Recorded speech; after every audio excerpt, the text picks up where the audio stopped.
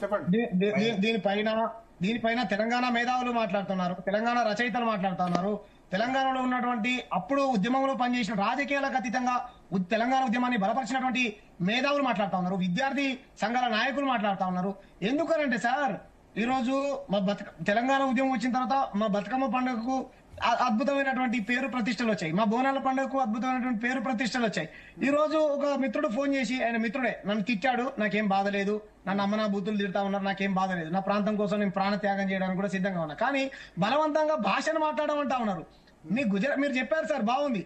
కోటిలో మన హ్యాబిట్స్కి వెళ్తే కోటిలో గుజరాత్ గల్లీ ఉంటుంది సార్, గల్లీ పేరే గుజరాత్ గల్లీ. కానీ గుజరాత్ లో మా తెలంగాణ గల్లీ ఉందా?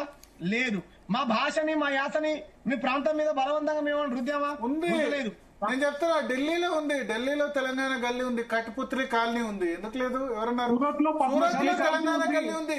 మీ సూరత్ లో తెలంగాణ గల్లీ ఉంది. గుజరాతీ గల్లీ అని పేరు పెట్టుకుంది మనం. సింధీ కాలనీ అంటే సింధు, పాకిస్తాన్ సింధులో నుంచి వలస వచ్చిన వాళ్ళు సింధీ కాలనీ అంటారు. ఆ పేరు గుజరాతీ గల్లీ అన్నంత మాత్రాన మీరు గుజరాతీలో మాట్లాడుతున్నారు కాదు కదా. అక్కడ పేరు పెడితేనే ఈ భారతదేశం ఉందా, లేదంటే మనం పాకిస్తాన్ లో ఉంటున్నామా? సింధీ గలీ ఉంది, గుజరాతీ గలీ ఉంది, ఇరానీ గలీ ఉన్నది, కరాచీ బేకరీ ఉన్నది, అన్ని ఉన్నాయి. ఇది ఏం దానికి పెద్ద ఏమన్నా నష్టం అవుతున్నదా, లేదంటే లోకల్ వాళ్ళది ఎవరిది భావనకి లేదంటే వాళ్ళ పరువుకి ఏమన్నా మేము దెబ్బ కొడుతున్నామా? ఎవరైనా చేస్తే మేము ఫస్ట్ మేము యాక్షన్ తీసుకుంటాం. మా తెలంగాణ లేదా? గుజరాత్ లో తెలుగు స్కూల్స్ నడుస్తున్నాయి, తమిళనాడులో తెలుగు స్కూల్స్ నడుస్తున్నాయి, కర్ణాటకలో తెలుగు స్కూల్స్ నడుస్తున్నాయి, మహారాష్ట్రలో ముంబైలో ఇప్పటికీ తెలుగు స్కూల్స్ నడుస్తున్నాయి. వాళ్ళు మన కల్చర్కి ఇస్తున్నారు కదా ఇంపార్టెన్స్.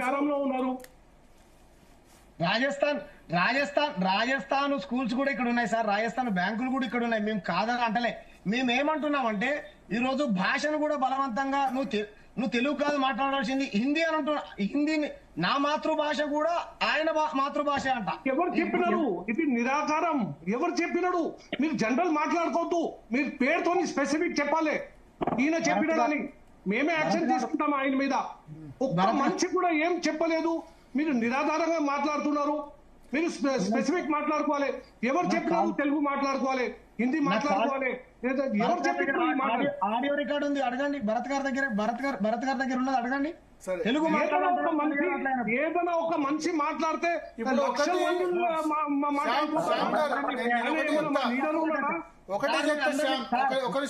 ఒకటి చెప్తా. ఇప్పుడు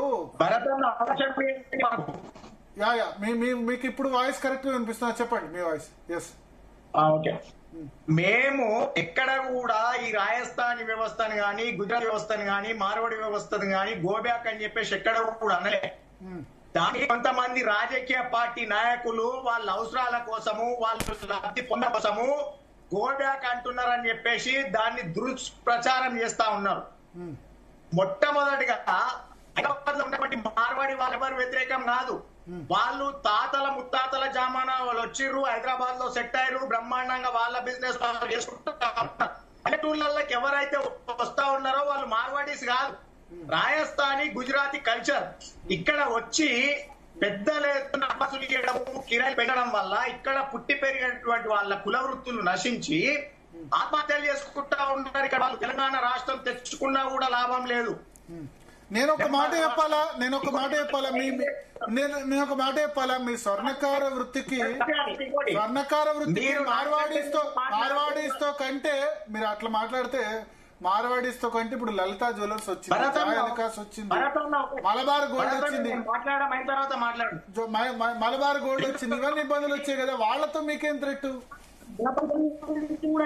గురించి కూడా చెప్తాను. భరత్ అన్న కొంచెం ఉండండి.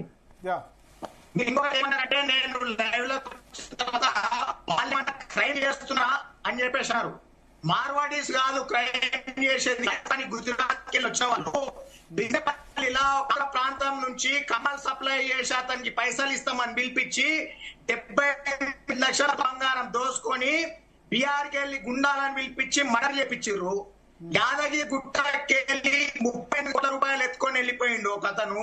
ఇదే రాజస్థాన్ గుజరాత్ అతను. ఈ పెద్దపల్లి జిల్లా మంతనికి వెళ్ళి 6 కోట్ల రూపాయలు ఎత్తుకొని పోయిండు. గోదావరి కనికి వెళ్ళి 26 కోట్ల రూపాయలు ఎత్తుకొని పోయారు.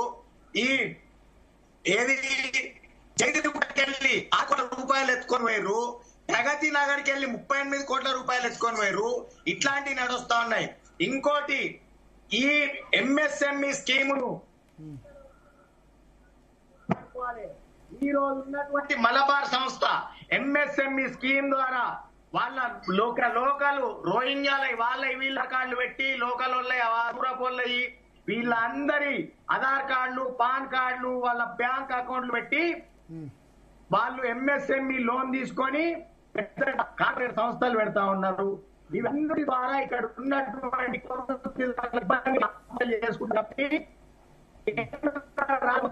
స్పందించి రాజశేఖర రెడ్డి గారు ఉన్నప్పుడు పావుల వడ్డీకి సబ్సిడీ ఆ రకంగా రాష్ట్ర ప్రభుత్వాలు, కేంద్ర ప్రభుత్వాలు రుణాలు ఆదుకున్నట్టయితే ఈ నీటిగా మేము కూడా పెద్ద పెద్ద కార్పొరేట్ సంస్థలను పెట్టగలుగుతాము, అద్దాల ఆర్మ్యాలు నిర్మించగలుగుతాము. కులవృత్తులు దెబ్బతీస్తున్నటువంటి వాళ్ళకి మేము వ్యతిరేకము. మార్వాడీలు అంటే ఒరిజినల్ చాలా మంచోళ్ళు, వాళ్ళు సేవా కార్యక్రమాలు చేస్తా ఉంటారు. ఈ పల్లెటూళ్ళలో వచ్చేటోళ్ళు మార్వాడీస్ కాదు. వాళ్ళు మన తెలంగాణ రాష్ట్రంలో ఎట్లయితే కులాలు ఉంటాయో రకరకాల కులాల వాళ్ళు వచ్చి ఇక్కడి కులవృత్తులు ధ్వంసం చేస్తారు. ఇక్కడి మొబైల్ షాప్ల వాళ్ళను, బట్టల షాప్ల వాళ్ళను, మీ వాయిస్ కరెక్ట్ గా లేదు. ఎస్ శ్యామ్ మళ్ళీ వస్తారు మీ దగ్గర కరెక్ట్. ఎస్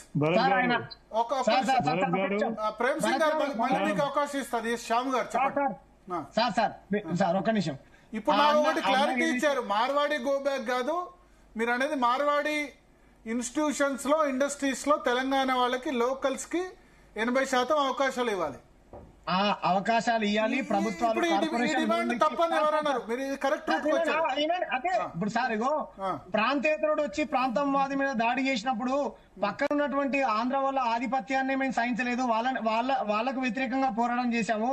మా శ్రీకాంతాచారి చనిపోయింది గుజరాత్ వాళ్ళ కోసమో లేకపోతే మార్వాడీల కోసమో రాజస్థానీల కోసమో కాదు సార్. మా విద్యార్థులు మార్వాడీలో ఒక మాట, ఆంధ్ర కంటే ముందుకు వచ్చారు, లేకపోతే మిగతా వాళ్ళందరికంటే ముందే వచ్చారు. ఏ రోజు ప్రాబ్లం లేదు. ఇప్పుడే ఎందుకు వస్తుంది అంటారు ప్రాబ్లం. ఆ దాడులు చేసినప్పుడు ఆ భావోద్వేగాల నుంచి ఈ ఉద్యమం అనేది పుట్టిందని వీళ్ళు అనుకుంటున్నారు. ఎప్పటి నుంచో ఇప్పుడు నేను ఇంత ముందే చెప్పాను సార్, ఎప్పటి నుంచో ఇప్పుడు అన్న చెప్పినట్టు స్వర్ణకారులు తూప్రాన్ దగ్గర పెద్ద గొడవ జరిగినప్పుడు, స్వర్ణకారులకు మార్వాడీలకు పెద్ద గొడవ జరిగినప్పుడు చేతులు విరిగిపోయాయి సార్, వేళ్ళు విరిగిపోయాయి. నిన్నగాక మొన్న వైశ్యులు, మన వైశ్య కోమటి వాళ్ళందరూ మహబూబ్నగర్ జిల్లా నగర్ కర్నూలులో రోడ్డు ఎక్కారు. నకిలీ వస్తువులు అమ్ముతున్నారని వీడియోలు బయటకు వచ్చాయి. మీలాంటి ఛానళ్లలో ప్రజలందరూ చూశారు. నకిలీ వస్తువులు వస్తే కొనేవాడు ఎందుకు కొంటాడు? నకిలీ వస్తువులు అయితే కొనేవాడిది ఏంది ప్రాబ్లం? మళ్ళా కొనడు కదా.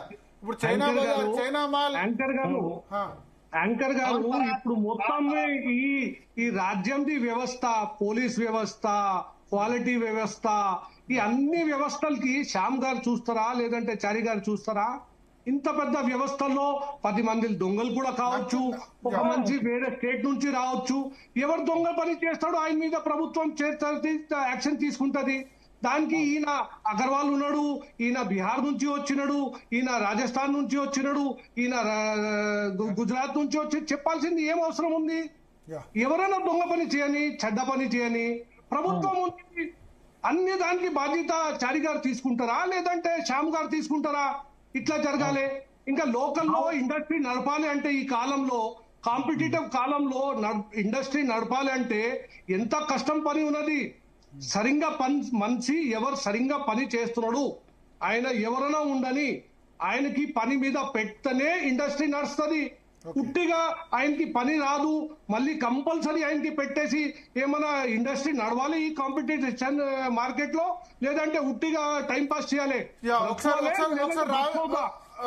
రావి నూతన్ శశిధర్ గారు